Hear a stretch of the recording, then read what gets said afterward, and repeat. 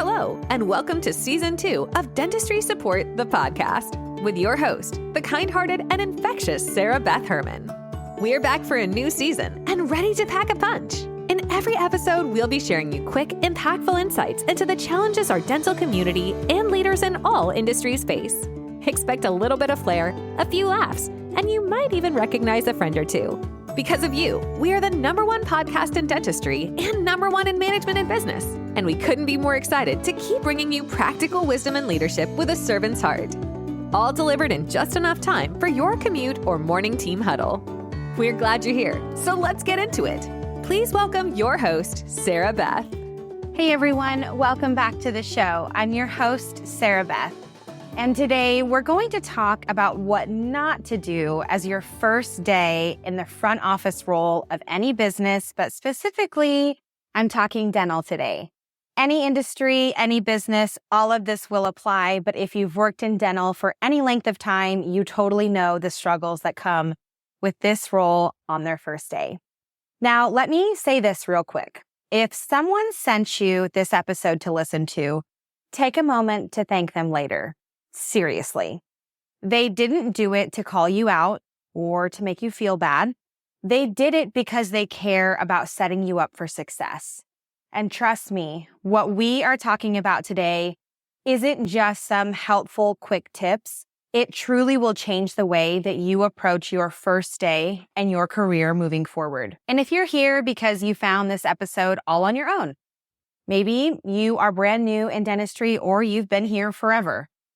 This is you taking a huge step towards being the best version of yourself in this role.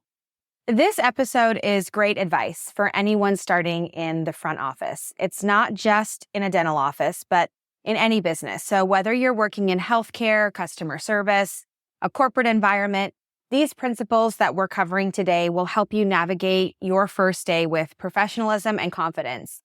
We're going to talk about the mindset mistakes to avoid, what not to do at the front desk, and why your role is so important in the business that you are leading. And yes, as a front office team member, you are leading.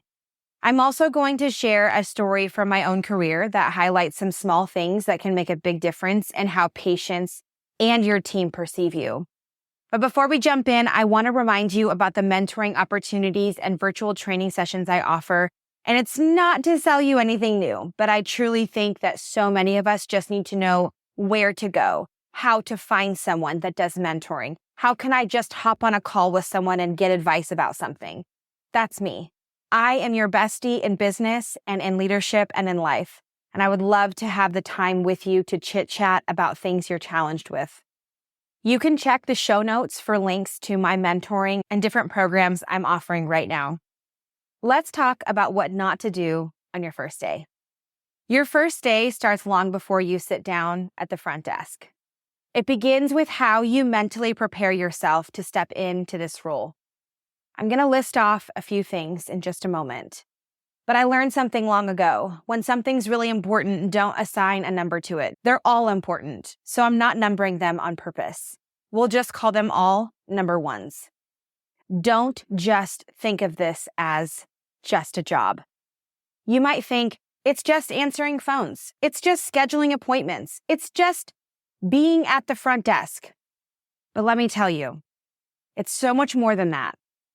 As a front office team member, you are the first and last impression every patient has of this business, of this practice that you're sitting in.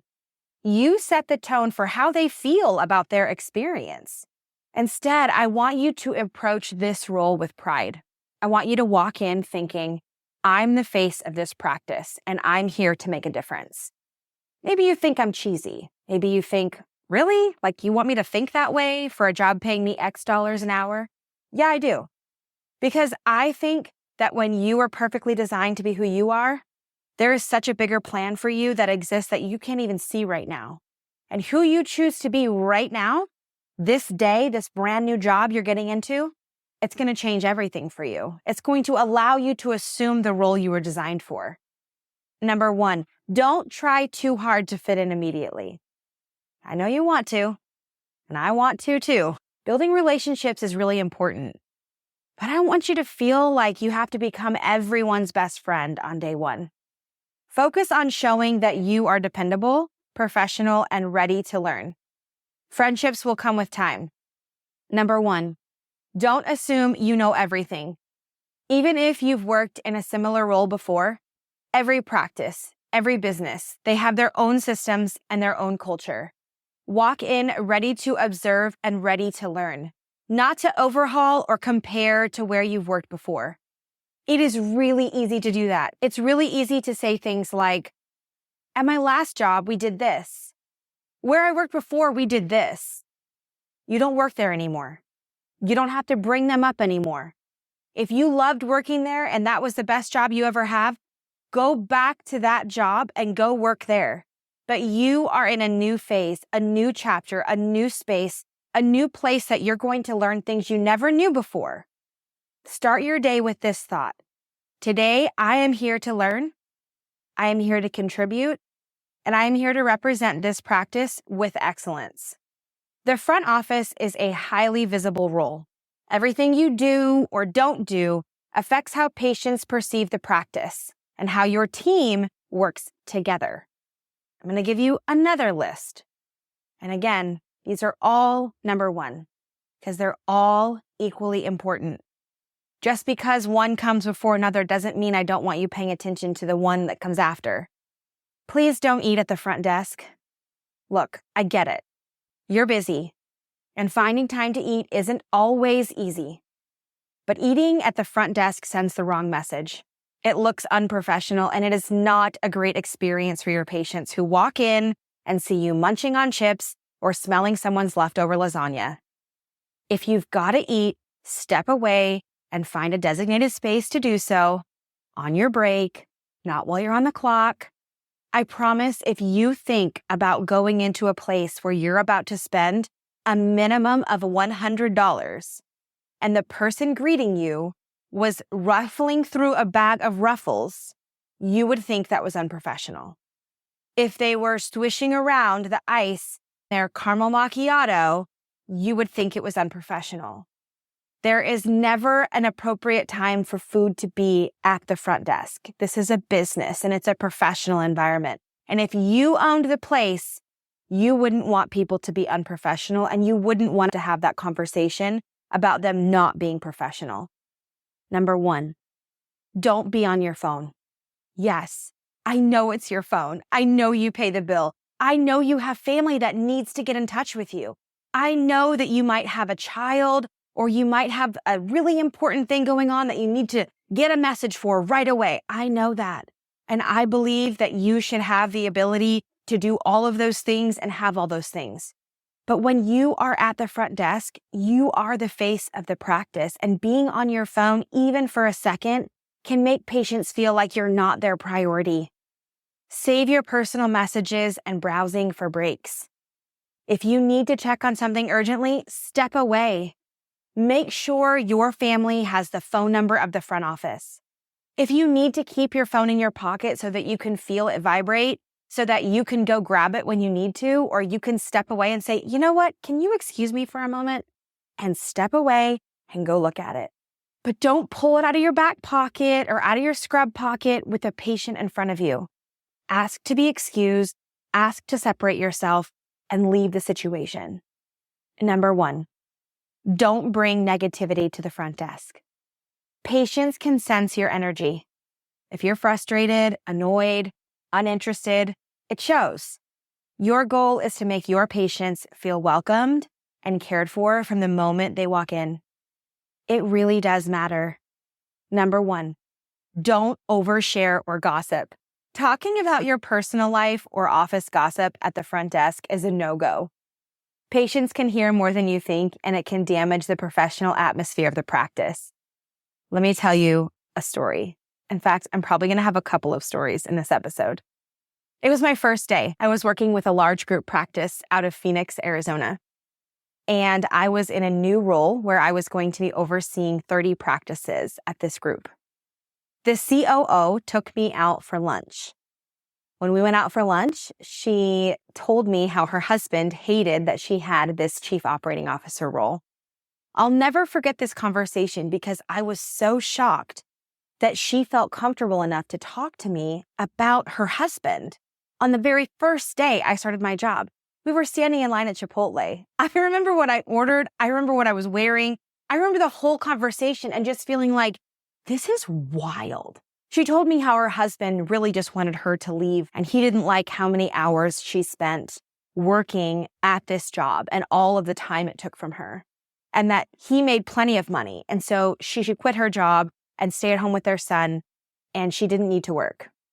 She went on and on about their marital problems and asked me how my husband felt about me working and if he appreciated the fact that I was in such a high position and how I handled that kind of conversation. And I've never had anything other than a supportive husband.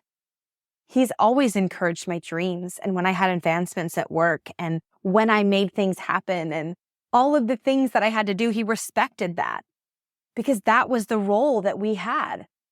It was my first day and the gossip train was going to start, right? Because she was telling me about her husband and her personal life and her personal problems. Don't do it. Don't take the temptation. No matter how comfortable you think you are, I'll never forget that conversation. And what later ended up happening at this job makes total sense because a total holy cow storm ended up coming out of this position that I had it for about 3.5, 4 years. And what ended up happening is so wild because of where it started on my first day. And it was like the writing was on the wall. Take the bait. Don't overshare. Don't gossip. Don't do it. Let me tell you one more story. Years ago, I worked with a front office team member who had all the skills to be amazing. She was efficient. She was personable. She was great with patients when she wanted to be. But she always had a habit of having snacks at the front desk. And she didn't think we could see her, but she would be scrolling on social media. She was always chatting about personal stuff within earshot of patients and with patients. Like if she had a rough night, she was telling the patients she had a rough night.